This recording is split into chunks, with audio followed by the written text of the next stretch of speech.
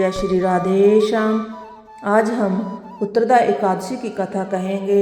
युधिष्ठिर ने कहा, हे भगवान, आपने सफला एकादशी का महत्व विधिवत बताकर बड़ी कृपा की।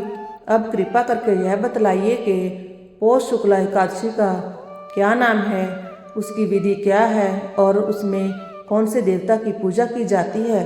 श्री कृष्ण जी बोले, हे राजन, इस एकादशी का नाम उत्तरदा एकादशी है। इसमें भी नारायण भगवान की पूजा की जाती है। इस चर और अचर संसार में उत्तरदा एकादशी के व्रत के समान कोई दूसरा व्रत नहीं है। इसके पुण्य से मनुष्य तपस्वी, विद्वान और लक्ष्मीवान होता है। इसकी मैं एक कथा कहता हूँ, सो तुम एकाग्रचित होकर सुनो।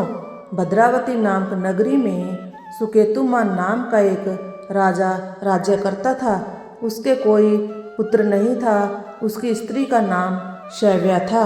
वह निपुत्री होने के कारण सदैव चिंतित रहा करती थी।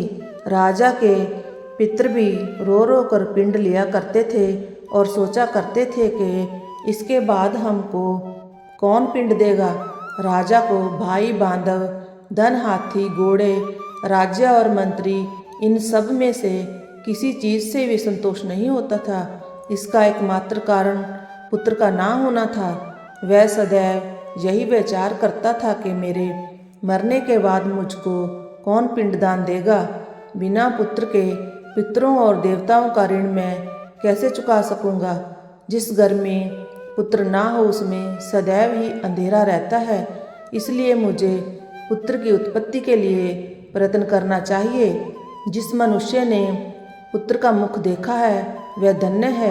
उसको इस लोक में यश और परलोक में शांति मिलती है, अर्थात उसके दोनों लोक सुधर जाते हैं।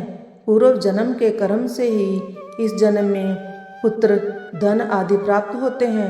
राजा इसी प्रकार दिन रात चिंता में डूबा रहता था। एक समय राजा ने अपने शरीर को त्याग देने का विचार किया, परंतु आत्मघात को महान पाप समझकर उसने ऐसा नहीं किया।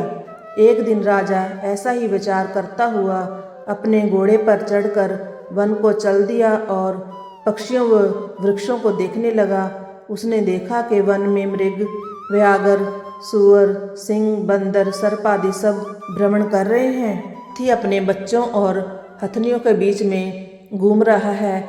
इस वन में कहीं तो गीदड़ अपने कर्कश स्वर में बोल रहे हैं, कहीं उल्लू ध्वनि कर रहे हैं। वन के दृश्यों को देखकर राजा सोच विचार में लग गया। इसी प्रकार उसके 2 पहर बीत गए।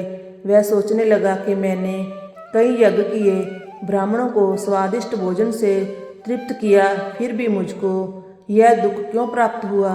राजा प्यास के मारे अत्यंत दुखी हो गया और पानी की तलाश में इधर उधर फिरने लगा। थोड़ी दूरी पर राजा ने एक सरोवर देखा। सरोवर में कमल खिल रहे थे तथा सारस, हंस, मगरमच्छ आदि विहार कर रहे थे।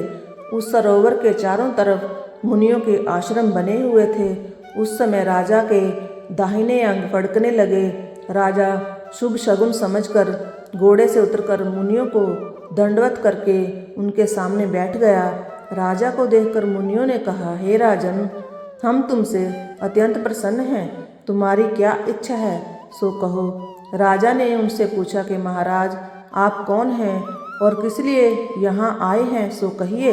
मुनि बोले, हे राजन, आज संतान देने वाली उत्तरदा एकादशी है। हम लोग विषवदेव हैं और इस सरोवर पर स्नान करने के लिए आए हैं। इस पर राजा कहने लगा कि महाराज, मेरे भी कोई संतान नहीं है। यदि आप मुझ पर प्रसन्न हैं तो एक पुत्र का वरदान दीजिए। मुनि बोले कि हे राजन, आज पुत्रदा एकादशी है, आप इसका व्रत करें। भगवान की कृपा से अवश्य ही आपको पुत्र होगा। मुनि के वचनों के अनुसार राजा ने उस दिन एकादशी का व्रत किया और द्वादशी को उसका पारण किया। इसके पश्चात मुनियों को प्रणाम करके राजा अपने महल में वापस आ गया। कुछ समय के बाद रानी ने गर्भ धारण किया और 9 महीने के पश्चात उसके एक पुत्र हुआ। वह राजकुमार अत्यंत शूरवीर, धनवान, यशस्वी तथा प्रजापालक हुआ। श्री कृष्ण बोले, हे राजन, पुत्र की प्राप्ति के लिए पुत्रदा एकादशी का व्रत करना चाहिए। जो मनुष्य इस महत्म्य को पढ़ता या सुनता है उसको अंत में स्वर्ग की प्राप्ति होती है। इस प्रकार एकादशी महत्म्य का चौथा अध्याय समाप्त हुआ। जय जय श्री राधे श्याम। ऐसी ही बहुत सारी वीडियोस देखने के लिए चैनल को सब्सक्राइब करें और वीडियोस को लाइक करें।